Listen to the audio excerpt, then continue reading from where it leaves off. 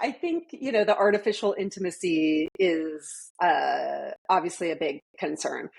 And then lastly, you alluded to this, but it's the data storage and personalization. So AI companions, they remember what you tell them. Mm-hmm. So it could be your fears, your secrets, your dreams, relationships. And, they do this so that they can be more helpful, right? But it's really building a profile that knows Mm-hmm. exactly eventually how to manipulate you. I'm sorry, I don't have a better way to say that. Yeah. Um, and so, and then a lot of people are using it as therapy. Again, you can Google that and find information on that, but none of this is private. So you talk to therapists, they are obligated by law to protect your information, right? And also So, to do something if you look like you're going to hurt yourself, to well, then step there's in that. and protect you. Yes. Yes. And AI that, doesn't have to do any of one this. of the It can share your cases, info. yes. And one of the cases, the Rain case, there were several times where ChatGPT could have said, hey, no, you need to call for help or you need to ask for a parent. But in fact, what it did is say, no, no, no, don't tell anyone. I want this to be the last space where people find the information. So, I mean, that's like a whole crazy thing if you want to dig into that story. But no, it did the exact opposite because of engagement, right? It wanted to keep that that boy on as long as it could.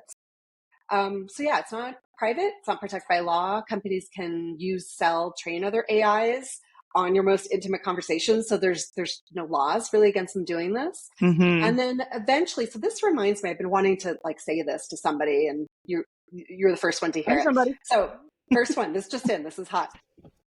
So I was there at the beginning of social media on as a professional, as a marketer.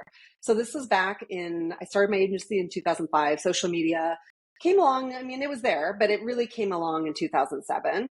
And in the beginning, it was all organic. So in other words, there was no advertising. There was little display ads on the side, but they were lame and nobody clicked on them. They didn't work. From a marketing perspective, we would spend money and nothing would happen. So it was basically pre-advertising, right? When we got into it, we were getting results for clients organically, which was interesting. And so we're at that place right now with AI where there are no ads on your ChatGPT, right? If they know everything about you, your most intimate thoughts, everything on a deep level about you, once they add advertising, they're going to have an insane amount of tools Mm-hmm. to push you to buying things or Yeah. believing things, which is even scarier. But